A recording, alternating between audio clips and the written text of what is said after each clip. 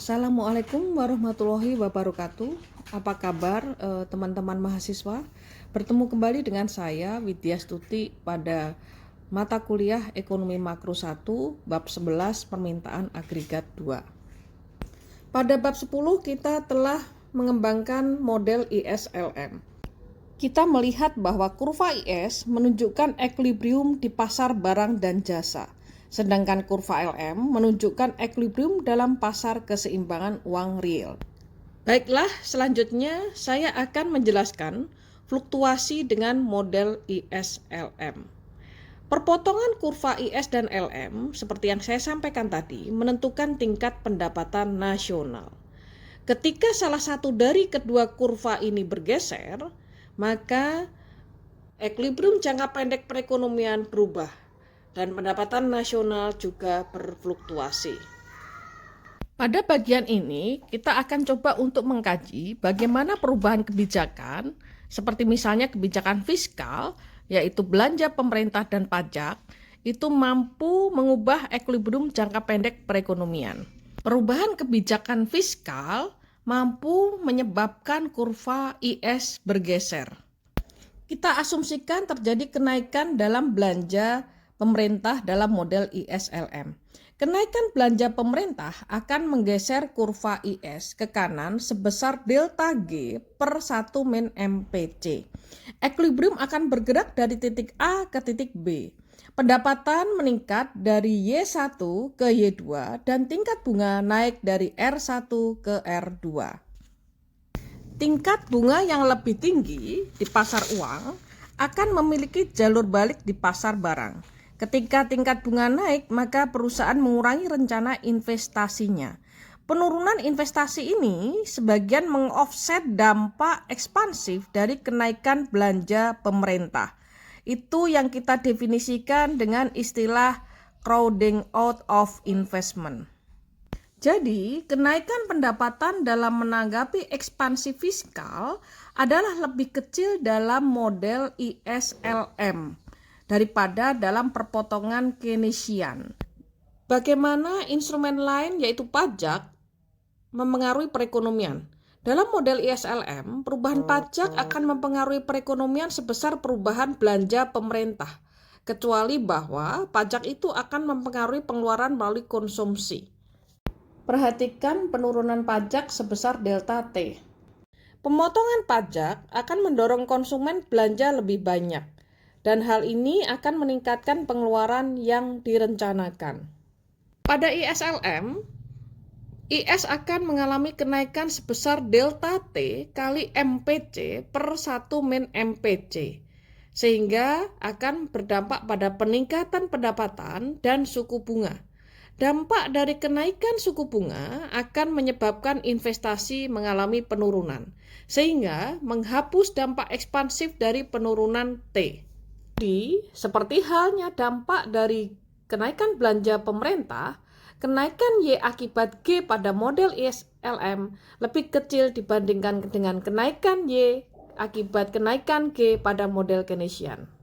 Ilustrasi mengenai perubahan dalam pajak itu terlihat pada slide berikut. Jadi, ketika T mengalami penurunan akan mengaruhi konsumsi, sehingga akan menggeser kurva IS ke kanan. Hal ini berdampak pada peningkatan pendapatan dari Y1 ke Y2 dan peningkatan suku bunga dari R1 ke R2. Selanjutnya, mari kita kaji bagaimana kebijakan moneter menggeser kurva LM dan mengubah equilibrium jangka pendek pada slide berikut ini. Kenaikan pada jumlah uang beredar menyebabkan kenaikan keseimbangan uang real M per P, karena tingkat P adalah tetap dalam jangka pendek. Teori preferensi likuiditas menunjukkan bahwa untuk setiap pendapatan, kenaikan keseimbangan uang real menyebabkan turunnya tingkat bunga. Kurva LM bergeser ke bawah, equilibrium akan bergerak dari titik A ke titik B. Pendapatan mengalami peningkatan dari Y1 ke Y2 dan tingkat suku bunga akan turun dari R1 ke R2. Baiklah, secara mendalam kita coba lihat interaksi antara kebijakan fiskal dan moneter. Kita misalkan kita akan melihat bagaimana tanggapan perekonomian terhadap kenaikan pajak. Hal ini tentunya akan tergantung pada bagaimana otoritas moneter menanggapinya.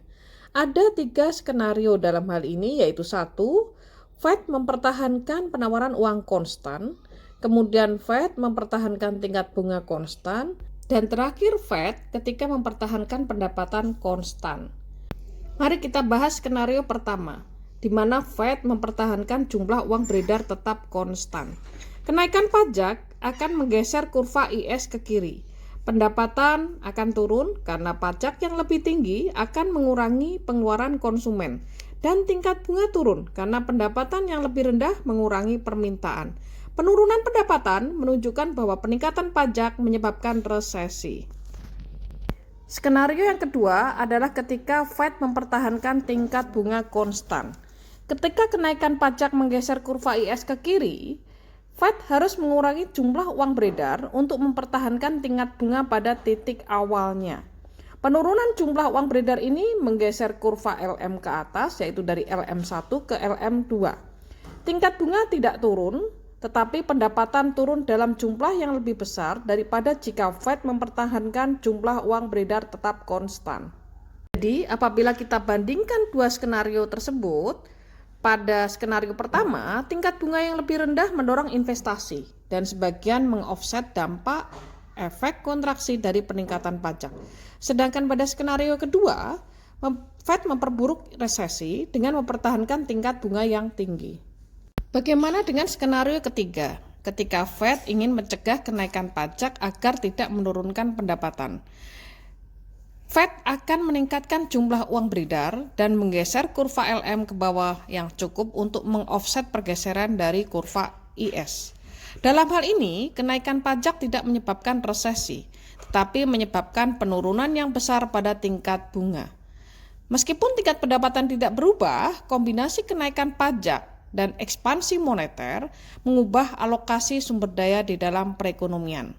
Pajak yang lebih tinggi akan mengurangi konsumsi, sedangkan penurunan tingkat bunga mendorong investasi. Pendapatan tidak terpengaruh karena kedua dampak ini benar-benar seimbang. Baik, menuju slide berikutnya. Karena model ISLM menunjukkan bagaimana pendapatan nasional tersebut ditentukan dalam jangka pendek, maka sebenarnya kita dapat menggunakan model ISLM untuk mengamati bagaimana berbagai macam gangguan perekonomian mempengaruhi pendapatan. Sejauh ini kita sudah melihat bagaimana perubahan kebijakan fiskal mampu menggeser kurva IS dan bagaimana perubahan kebijakan moneter juga mampu menggeser kurva LM. Demikian juga kita dapat mengelompokkan gangguan-gangguan lain ke dalam 2 kategori, yaitu guncangan pada kurva IS dan guncangan pada kurva LM. Guncangan pada kurva IS dapat terjadi akibat perubahan eksogen dalam permintaan terhadap barang dan jasa.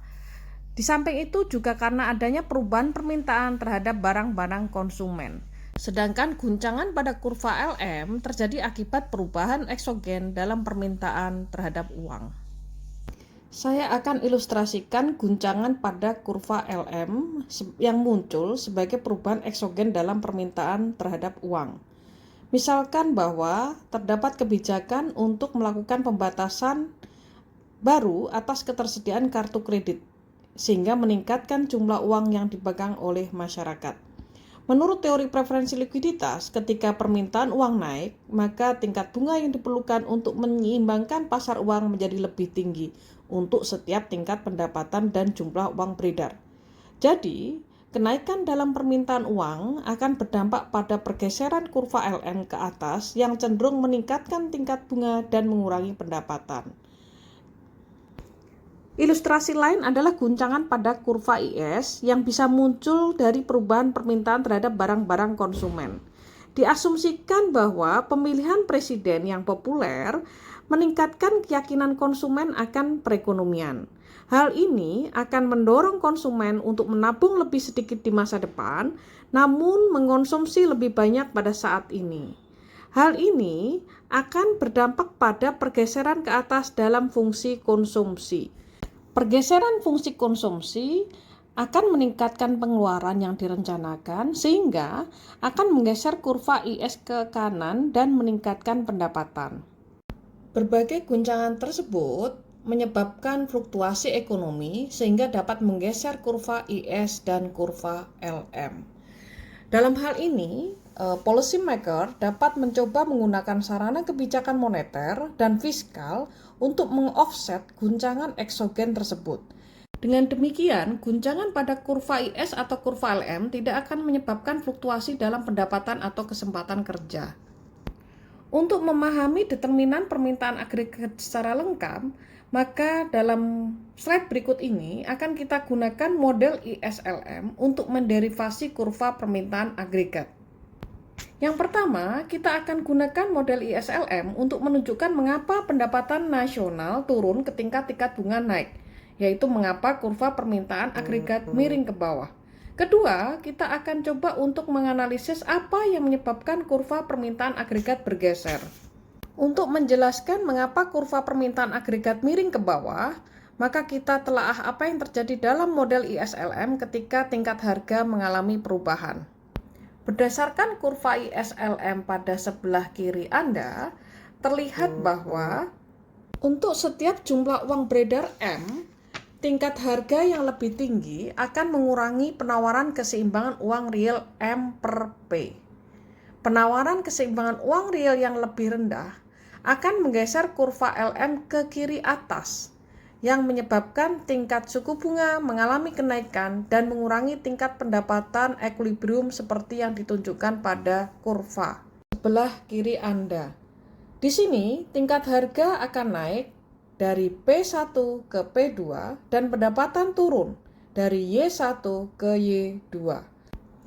Pada sebelah kanan Anda, terlihat bahwa kurva permintaan agregat menunjukkan hubungan negatif antara pendapatan nasional dan tingkat harga.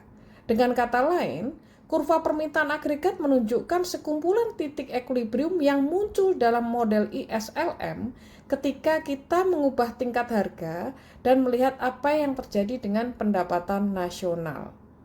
Selanjutnya, apa yang menyebabkan kurva permintaan mengalami pergeseran? Slide berikut akan menjelaskan apakah yang menyebabkan kurva permintaan agregat mengalami penurunan. Karena kurva agregat demand hanya meringkas hasil dari model ISLM, maka peristiwa yang menggeser kurva IS atau peristiwa yang menggeser kurva LM pada tingkat harga tertentu menyebabkan kurva agregat demand bergeser. Selanjutnya kita akan lihat bagaimana dampak kebijakan moneter ekspansif.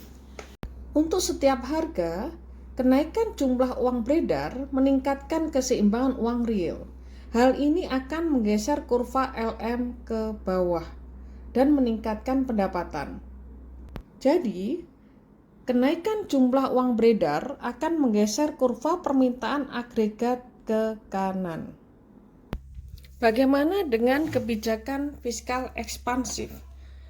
Kebijakan fiskal ekspansif seperti kenaikan belanja pemerintah atau penurunan pajak akan menggeser kurva IS ke kanan untuk setiap harga, maka akan meningkatkan pendapatan. Jadi, ekspansi fiskal akan menggeser kurva permintaan agregat ke kanan. Baiklah, selanjutnya kita akan melihat model ISLM dalam jangka pendek dan jangka panjang. Model ISLM dirancang untuk menjelaskan perekonomian dalam jangka pendek ketika tingkat harga tetap. Selain itu, kita juga bisa menggunakan model ISLM untuk menjelaskan perekonomian dalam jangka panjang ketika tingkat harga disesuaikan untuk menjamin bahwa perekonomian berproduksi pada tingkat alamiah. Dengan menggunakan model ISLM untuk menjelaskan jangka panjang, kita bisa menunjukkan dengan jelas bagaimana model penentuan pendapatan Keynesian berbeda dengan klasik pada bab 3. Pada slide berikut, kita coba asumsikan perekonomian sebagaimana dijelaskan dengan 3 persamaan berikut. 2 persamaan pertama merupakan persamaan ISLM. Persamaan IS menjelaskan pasar barang dan persamaan LM menggambarkan pasar uang. Kedua persamaan tersebut memuat 3 variabel endogen yaitu Y, P, dan R. Pendekatan Keynesian melengkapi model dengan asumsi harga tetap, sehingga persamaan ketiga Keynesian adalah P sama dengan P1.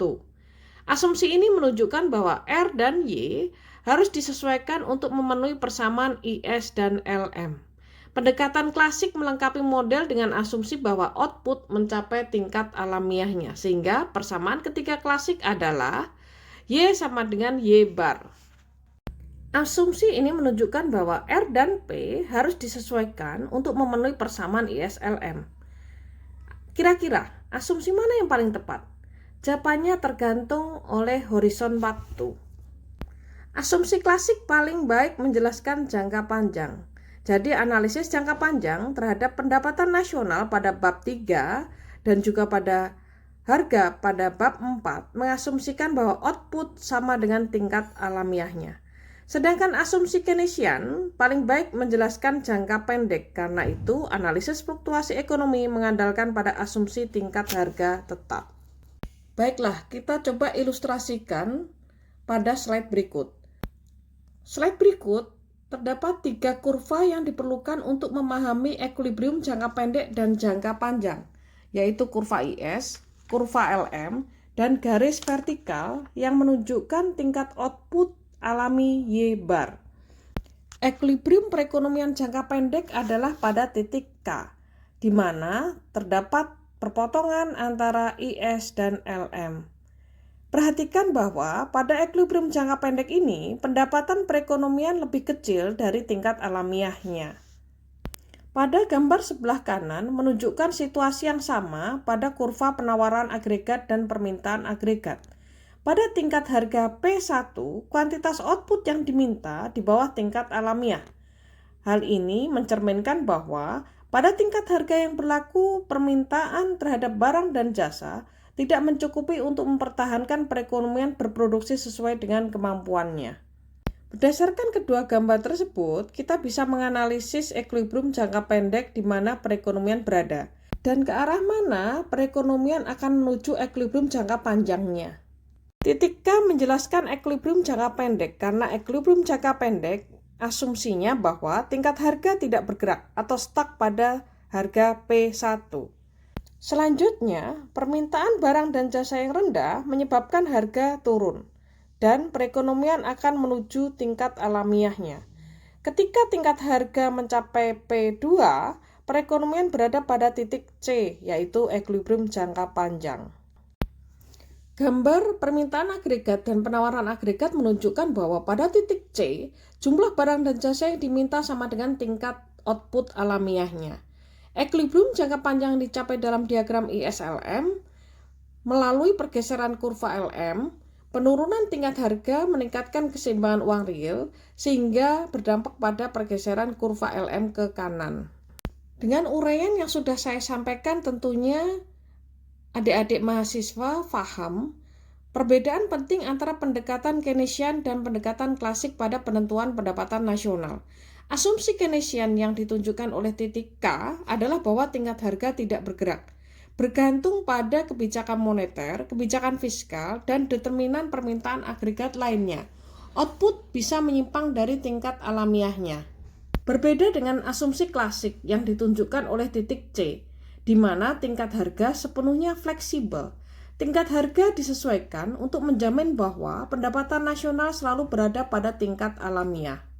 Jadi dapat kita simpulkan bahwa asumsi klasik paling baik untuk menjelaskan jangka panjang, sedangkan asumsi Keynesian paling baik untuk menjelaskan jangka pendek. Baiklah, setelah kita mengembangkan model permintaan agregat, kita akan coba telusuri penyebab kemerosotan ekonomi. Menurut Anda, apa yang sebenarnya terjadi? Apakah disebabkan oleh pergeseran dalam IS atau pergeseran dalam LM atau hal lainnya? Hipotesis pengeluaran, guncangan pada kurva IS. Jadi, pada tahap awal terjadi penurunan pendapatan pada tahun 1930-an bersamaan dengan turunnya suku bunga. Kondisi ini menyebabkan beberapa ekonom memberikan pendapat bahwa penyebab penurunan merupakan pergeseran kontraktif pada kurva IS.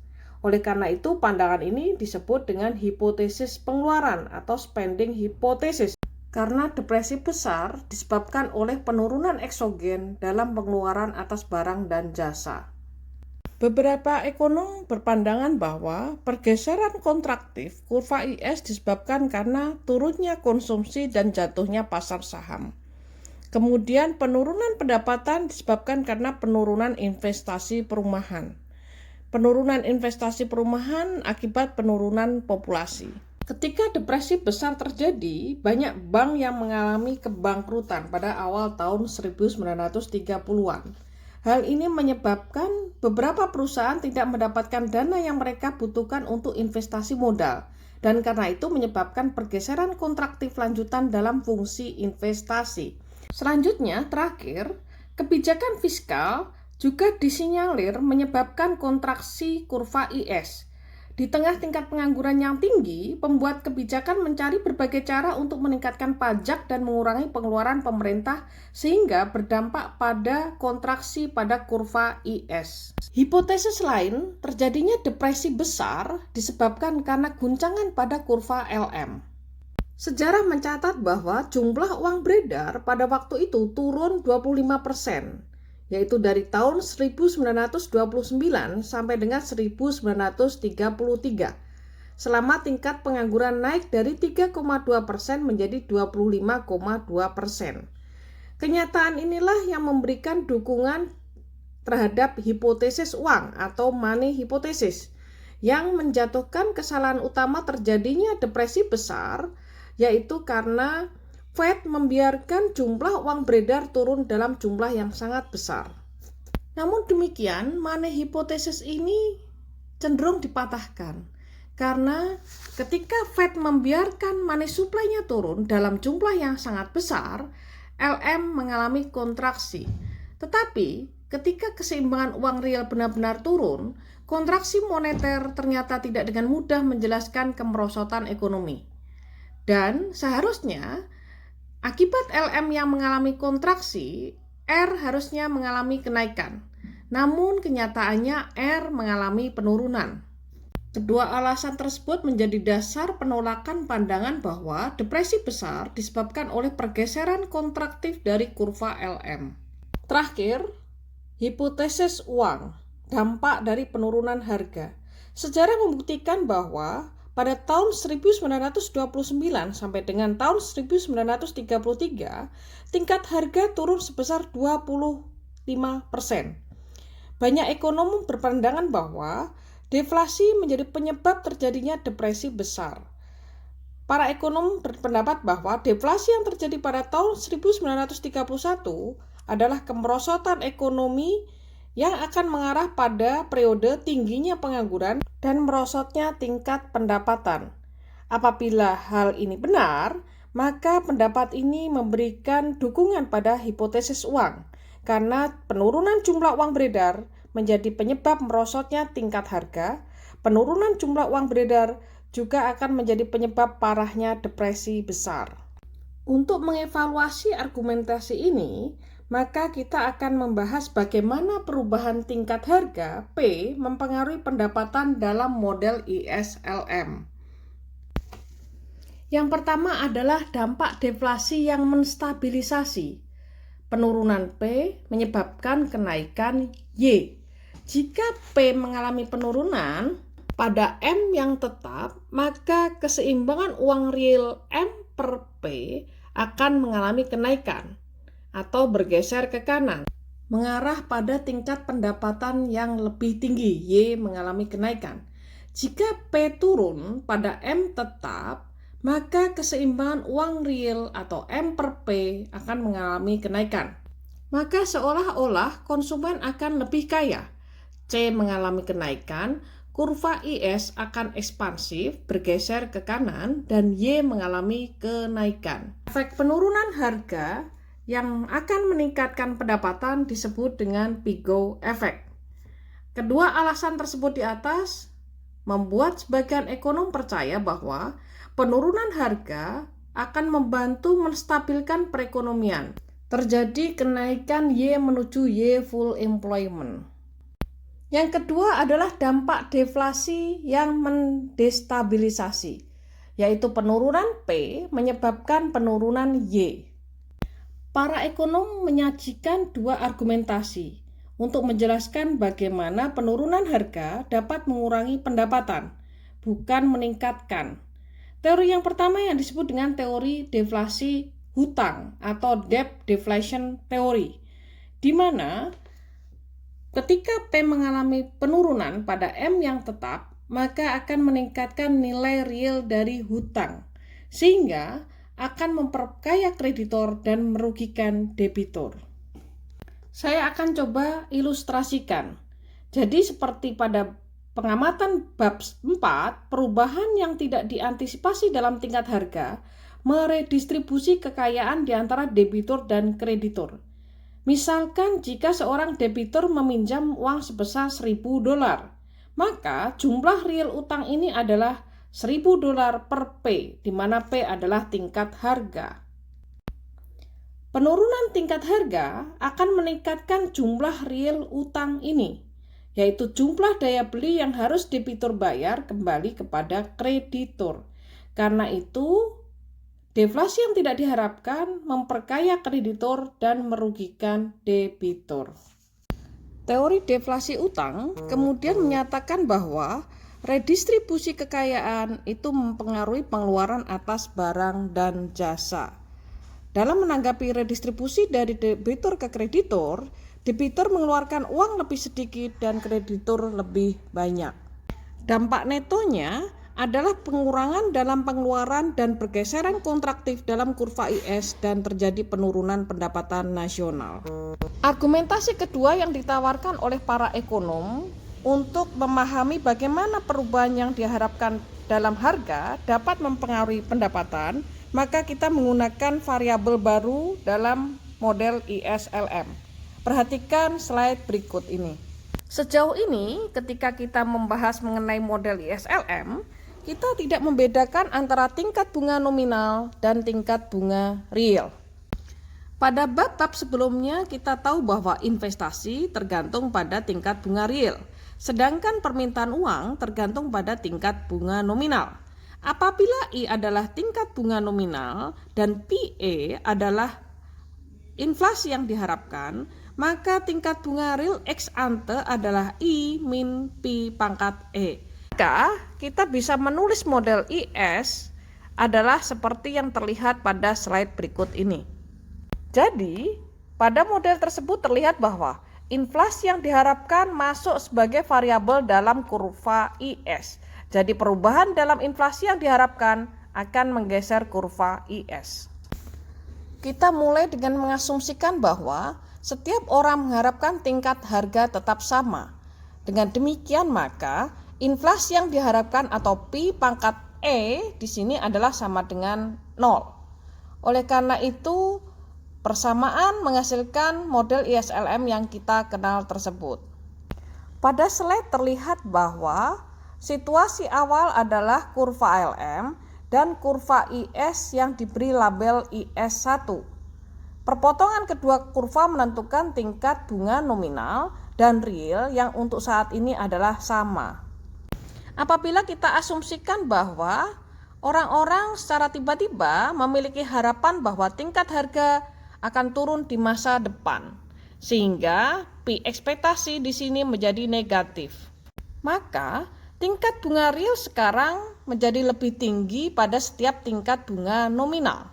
Kenaikan tingkat bunga real ini akan mengurangi pengeluaran investasi yang direncanakan, sehingga berdampak pada pergeseran kurva IS dari IS1 ke IS2.